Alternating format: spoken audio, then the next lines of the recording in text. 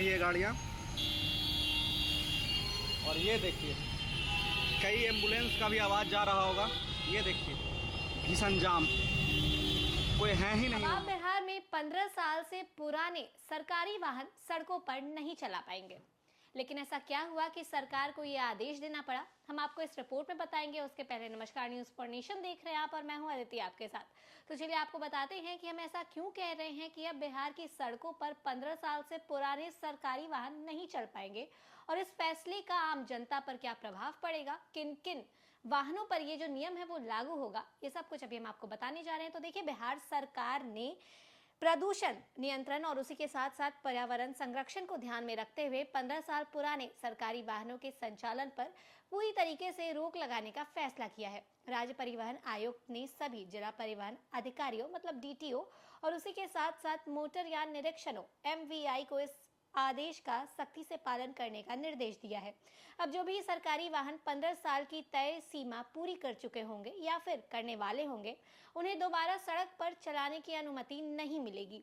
सरकार का ये मानना है कि पुराने वाहनों की वजह से प्रदूषण बढ़ रहा था और उनके रखरखाव पर भी हर साल बड़ी रकम जो है वो खर्च करनी पड़ती थी। ऐसे में ये फैसला पर्यावरण और सरकारी संसाधनों दोनों के लिए फायदेमंद साबित होगा।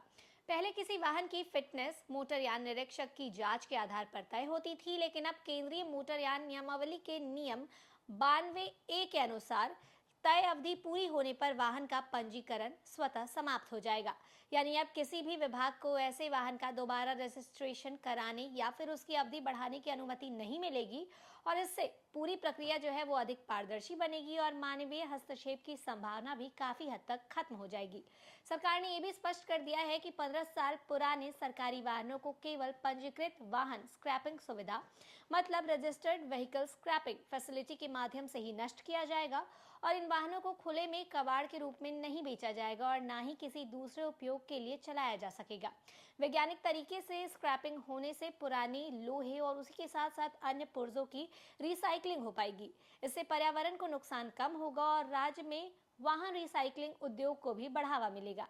साथ ही इस क्षेत्र में रोजगार के नए अवसर भी पैदा होने की संभावना है। देखिए, इस फैसले का असर जो है वो राज्य सरकार के विभिन्न विभागों के इस्तेमाल होने वाली हजारों गाड़ियों पर पड़ेगा।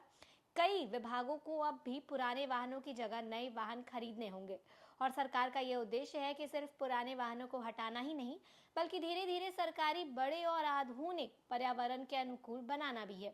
इसी दिशा में इलेक्ट्रॉनिक वाहन जो है मतलब ईवी और उसी के साथ साथ कम प्रदूषण फैलाने वाले नए तकनीकी गाड़ियों को सरकारी विभागों में शामिल करने की तैयारी भी की जा रही है।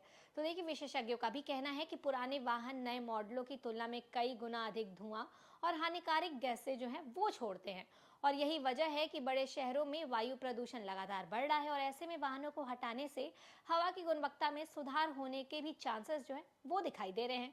लोगों को स्वच्छ वातावरण मिलेगा और सरकार का ये कदम जो है वो ग्रीन मोबिलिटी को बढ़ावा देने की दिशा में एक महत्वपूर्ण पहल भी माना जा रहा है। तो देखिए, इस रिपोर्ट में हमने आपको बताया कि किस तरीके से अब जो है जल्द ही बिहार की सड़कों पर 15 साल से पुराने सरकारी वाहन देखने को नहीं मिलेंगे। वजह जो थी हमने अभी आपको इस रिपोर्ट में बताया। तो फिलहाल इस खबर में बस इतना ही।